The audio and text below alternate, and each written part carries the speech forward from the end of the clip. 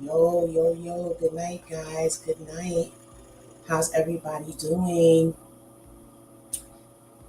I was really trying to get this lesson finished for y'all, so running a little bit behind, like still trying to do what we do. It's not easy, but if you just keep pushing.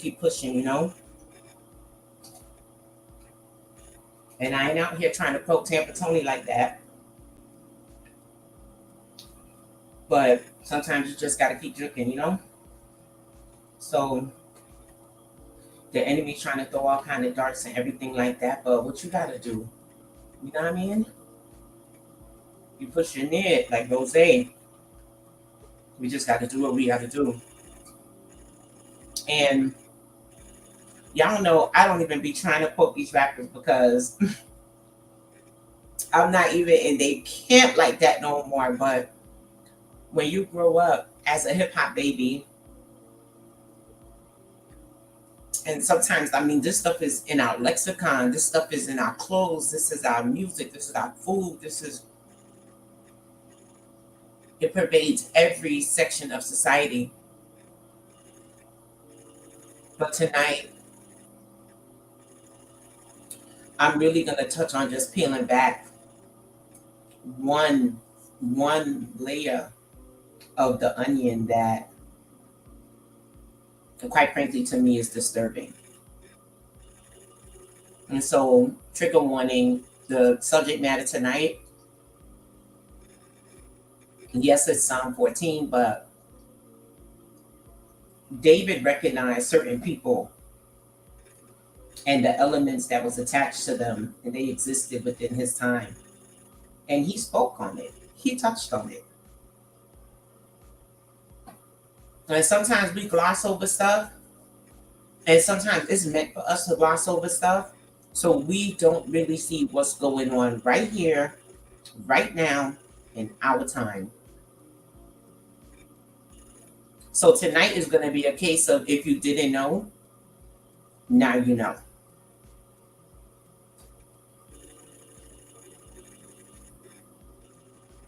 And as y'all know about this channel, don't even come at me, bro. I'm not telling y'all nothing y'all can't Google, right?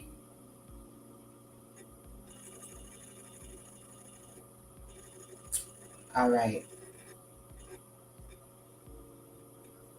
We're going to pray. Shema Israel, Adonai Eloheinu, Adonai Akkad, Baruch Shem Kavod, Malhuto, Leolam, Bayed. And that is Hero Israel, the Lord our God, the Lord is one. Blessed be the name of his glorious kingdom, forever and ever. Amen. All right, so in the interest of time, we're just going to get straight into it. So, Psalm 14, the superscript for Psalm 14 simply says, the fool says, there is no God. There is nothing really left for interpretation here, people. Now, we could take the time on this channel in future videos to dig into what a fool is, because the Bible really deals extensively with what a fool is, so that you may be able to recognize a fool in your own life. But simply stated, on some level, many of us know what a fool is. So this superscript says, the fool says, there is no God. Okay? And he shot this one right over to the choir master. And again, we may talk about some things tonight that may make some people a little bit uncomfortable. At any time, If the spirit moves you, if you feel like you're too uncomfortable, just log off. But we're not really even going that deep tonight because there's deep, deep, deep places to go. But in case anybody out there needs to know, here we go. So as it relates to Psalm 14, it's not known really what was going on when David wrote this psalm. Okay, some people think that it was when he was running from Saul. Some people think that it was when Absalom was on him, but we don't really know. Another thing about this psalm, it was quoted by Paul in Romans 3 in his treatise, and it was pointing towards the depraved nature of humanity in general. Okay, this psalm speaks to not only to the wicked men that were pursuing David at the time, but also to the wicked that run the entire world. Okay, so tonight's question is, where do we think the wicked have gone?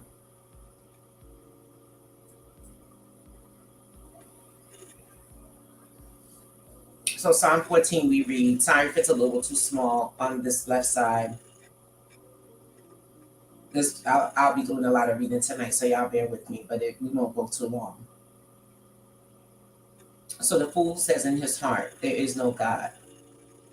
They are corrupt. They do abominable deeds. There is none that do good. Okay?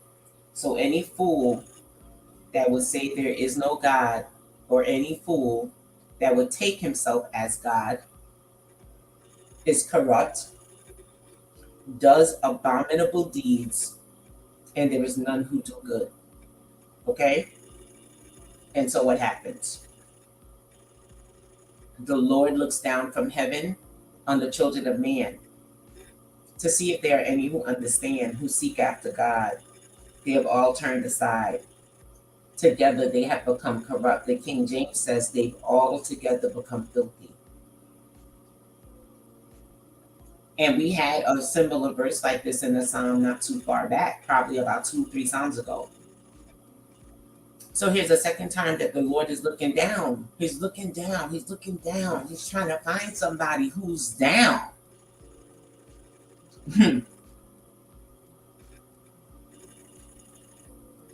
He's looking down, looking around, trying to find somebody who's down.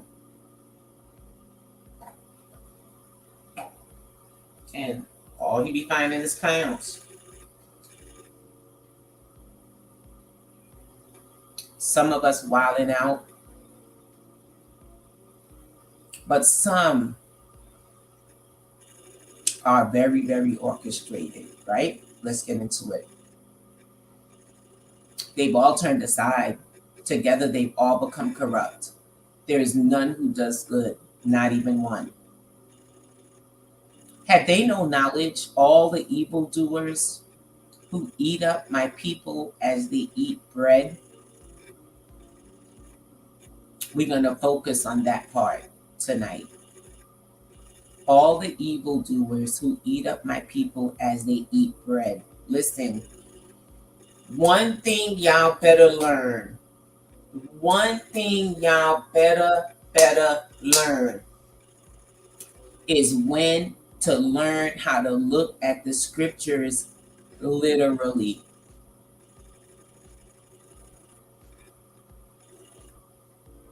Ask God for discernment. When is it time to not take everything with the scriptures so figuratively? We're going to see an example tonight. David says, have they no knowledge, all the evildoers who eat up my people as they eat bread, and call not on the Lord? Okay? Y'all remember now, they'll give it to you in a fairy tale. They'll give it to you in a fairy tale like Hansel and Gretel, and tell you about the witch that lives in the forest that bakes children in her oven. right? Stop me when I'm wrong. Have they no knowledge, all the evildoers who eat up my people as they eat bread? Hansel and Gretel wasn't even written yet. So what's up? What's really going on?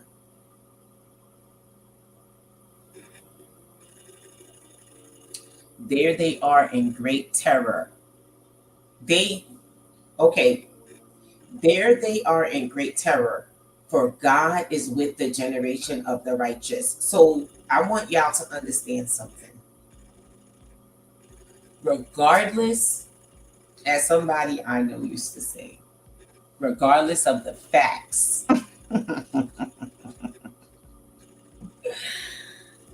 shout out to Harris.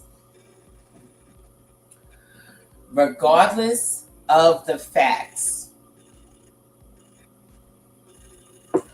you see the wicked doing what they do. You see them so called getting over on you. Let me tell you something. Even now, there they are in great terror. Even back when David wrote this, and further back, obviously back when David wrote it, because he wrote it. There they are in great terror, for God is with the generation of the righteous. See, it's a lineage thing. Please understand. It's a lineage thing. What's in your DNA can't be taken away. You could give it away. Talked about that already. God is with the generation of the righteous. They already know what's going to happen. That's why they keep doing what they do, in the hopes that they could ensnare you.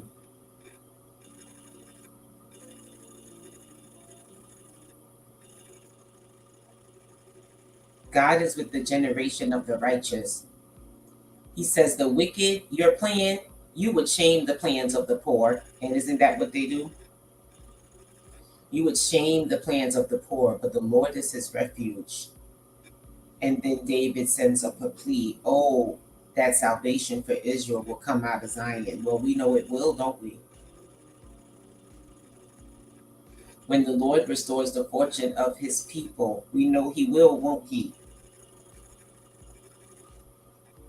Let Jacob rejoice and let Israel be glad. We know we will, won't we? Come on, y'all. Come on, y'all. We too nice in Jah. We way too nice in Jah to let the enemy even test us at this time. Because let me show y'all the only thing they about. Let's ask ourselves a question. David was talking about this way back when. So, where do we think the wicked have gone? If the earth's wickedness is just increasing and increasing and increasing and increasing and increasing, where do we think the wicked are? Think about it. Where do y'all think they are? You think that they are all behind closed doors and hiding, or you think that they just don't see the light of day?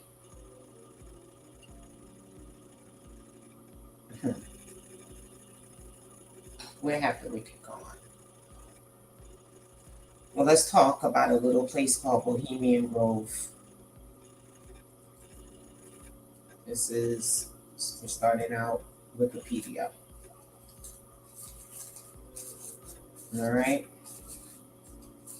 Bohemian Grove is a restricted 2,700 acre, I guess 1,100, it might be a hectare acre or another count of acreage. I would have taken it off because they ain't got nothing to do with us.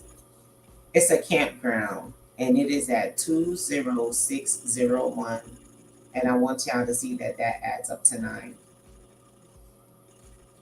Okay, Bohemian Avenue in Monterey, California, United States. All right, United States. This is what I'm about to tell you guys. For those who don't know, this happens in the United States. Okay, it belongs to a private San Francisco-based gentlemen's club known as the Bohemian Club. In mid-July each year, Bohemian Grove hosts a more than 2-week encampment of some of the most prominent men in the world. Okay? The Bohemian Club's all-male membership includes artists and musicians, as well as many prominent business leaders, government officials, former U.S. presidents. As y'all can see, some of this is green, which means you can hyperlink it and go to Wikipedia and see exactly what I'm talking about. Senior media executives and people of power. Okay? What are we talking about? Talking about where do we think the wicked have gone? After 40 years of membership, the men earn old guard status. Old guard status. Giving them reserved seating at the Grove's daily talks, as well as other prerequisites. What those are?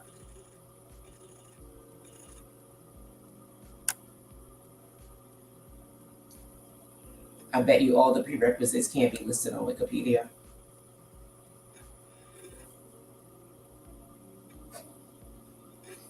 Bohemian Grove and the festival that they have every year,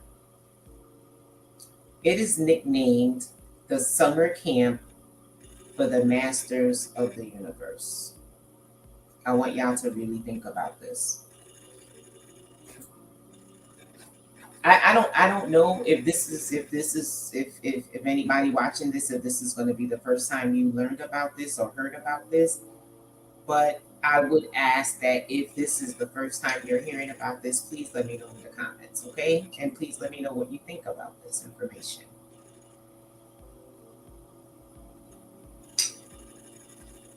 The more than 2-week stint is nicknamed the summer camp for the masters of the universe. So they spend more than 2 weeks on a 2,700-acre restricted campground, Bohemian Avenue in California, United States. All right? Just like in the ancient times, when they used to get together and it would be for 6 weeks, 8 weeks. I mean, they're really doing it, okay? Listen, we know what poor people be doing in summer camp. So now you got summer camp for the masters of the universe. Okay, here's a Wikipedia shot. Bohemian Grove, summer of 1967 at the Owl's Nest Camp. Around the table, left to right, you've got Preston Hotchkiss, who must be somebody. He ain't got no Wikipedia link, but look who he's sitting next to, Ronald Reagan. You got Harvey Hancock. You got Richard Nixon. You got Glenn T. Seaborg, Jack Sparks, Kevin Winter, and an unidentified individual. Well, isn't there always an unidentified individual? Isn't there always a second shooter on the grassy knoll?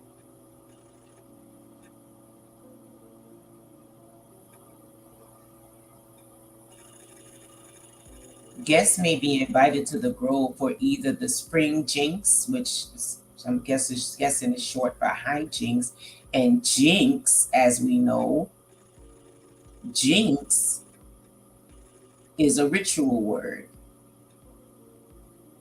And this is in June or May, July. Somewhere around the equinox time.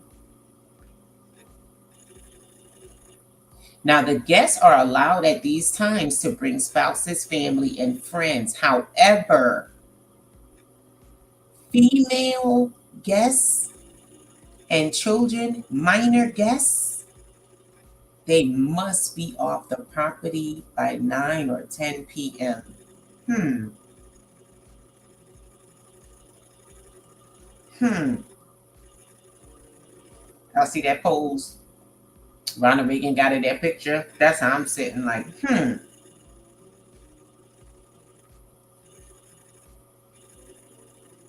We march on.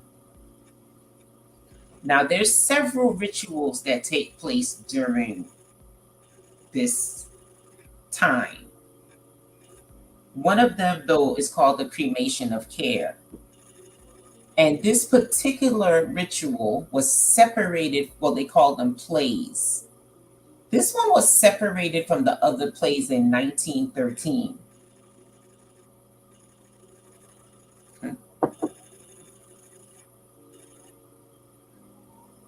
And moved to the first night to become an exorcising of the demon to ensure the success of the ensuing 2 weeks. The other ritual, the Grove play, was moved to the last weekend of the encampment. So now there's a cremation of care ritual that, as of 1913, is moved to the first night to become an exorcising of the demon to ensure the success of whatever bull shit they are gonna perform in the following 2 weeks. The ceremony takes place in front of the owl shrine. It's a moss and lichen covered statue simulating a natural rock formation.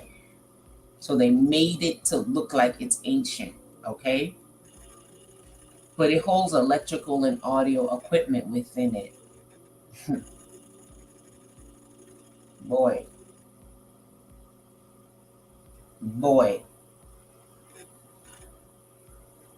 For many years, a recording of the voice of club member Walter Cronkite was used as the voice of the owl during the ceremony.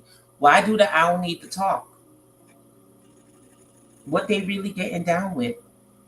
What have they been really getting down with? Music and pyrotechnics accompany the ritual for dramatic effects. So where do we think the wicked have gone? This is Owl Grove.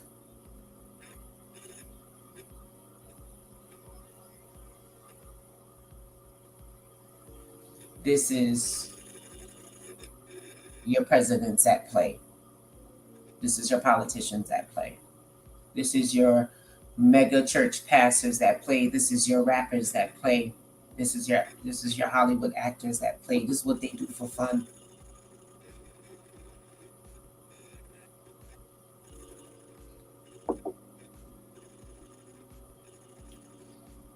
Two weeks out the year, or as they said, more than 2 weeks out the year, this is what they're doing. Now, I'm just going to ask you the question. I got my answer. But do you think people that perform rituals in front of this image that you see, do you think they have the best interest of the poor, the humble, and the meek at heart?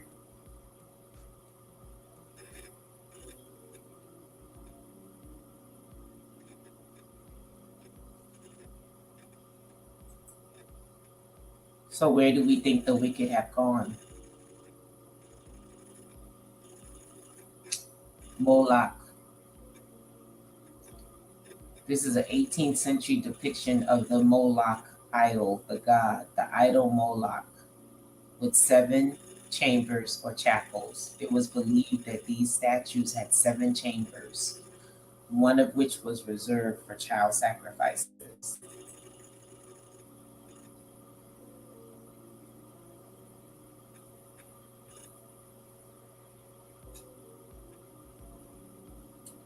Restricted 2,700 acres in the woods. Y'all can go do the rest of your own research. That was just Wikipedia and Psalm 14. David knew something. How strange. How strange to use that verbiage.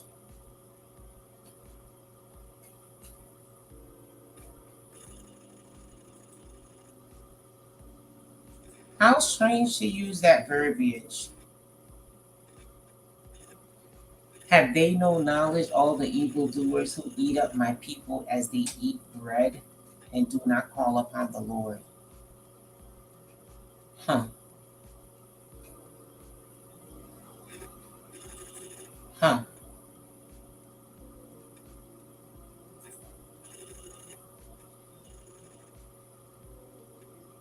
We know so much that has come out in the past few years, don't we?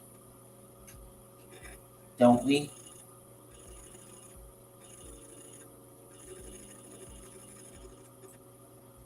We know people are asking questions now that don't have answers, don't we?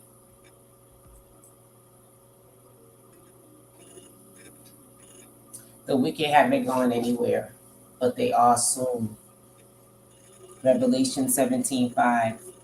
And on her forehead was written a name of mystery, Babylon the Great, mother of prostitutes and of earth's abominations. Revelation 16:19. The great city was split into three parts,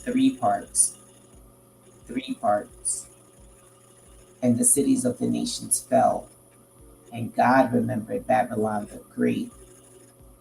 Hmm. Listen. Hmm. I said it was just going to be one layer tonight, right?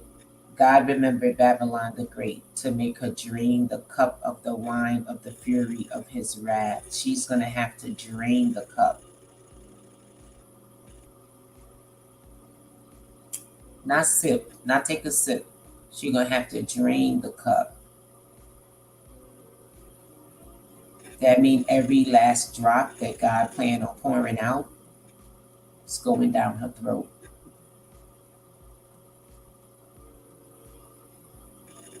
Hmm. But it's not going to be just one glass, as we're going to see in a moment. Revelation 18:2. And he called out with a mighty voice, Fallen, fallen is Babylon the Great. She has become a dwelling place for demons, a haunt for every unclean spirit, a haunt for every unclean bird, a haunt for every unclean and detestable beast. Do you guys understand that there is food sold in the United States that other countries wouldn't dare sell to their citizens as food? But this is the land of the free and the home of the brave.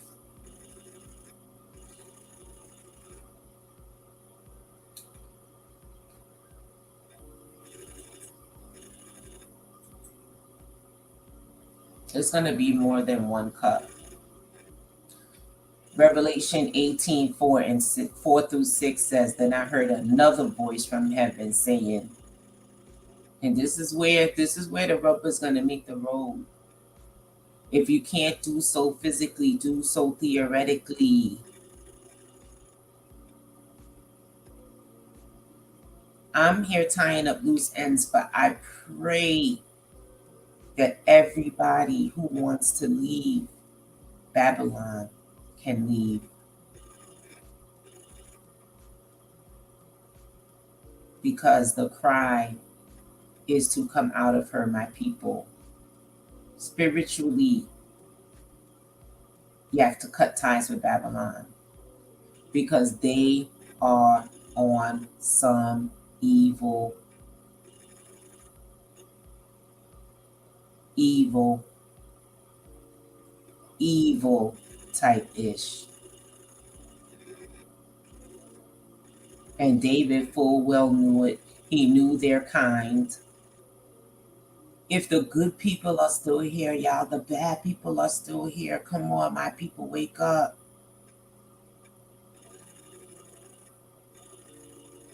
God not going to punish you if you physically cannot leave Babylon.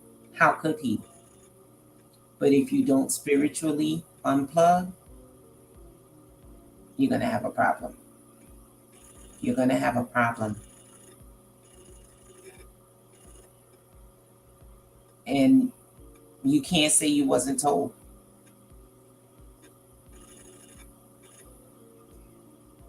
So Revelations 18:4-6 says, come out of her, my people, lest you take part in her sins, lest you share in her plagues, for her sins are heaped as high as heaven. And God has remembered her iniquities. Remember, he wrote this then. John wrote this then. This is prophecy. And this sounds like now. Come out of her, my people, lest you take part in her sins, lest you share in her plagues, for her sins are heaped high as heaven. And God has remembered her iniquities. Pay her back as she herself has paid others, and repay her double for her deeds. It's not going to be just one cup of wrath. So I said all that to say this. I might be back in Babylon. Because why? I'm going to go wherever the Lord leads and allows by his perfect will.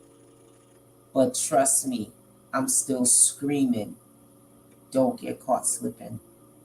And stay ready so you don't have to get ready.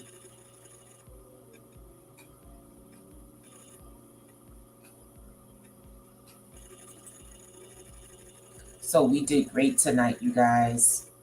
We're going to close out in 33 minutes. Perfect. You know, I like that. So y'all remember, ego's my trip, but humble never stumbles. Tuesday is going to be the series finale of the No Heathen is Above You Now. That's going to be a live upload. I promise y'all that Tuesday is going to be the full finish. We may have to split it in two, though, so it might be, because it's going to be the Gideon Wars, and that's going to tie into modern times. It's going to be sweet, so it might be in two. And we'll just close out the series, boom, bam, bit right there. And we'll move on, right? So next week, next Sabbath, Psalm 15, y'all meet me here. Heard? Bless up yourself. Y'all be good.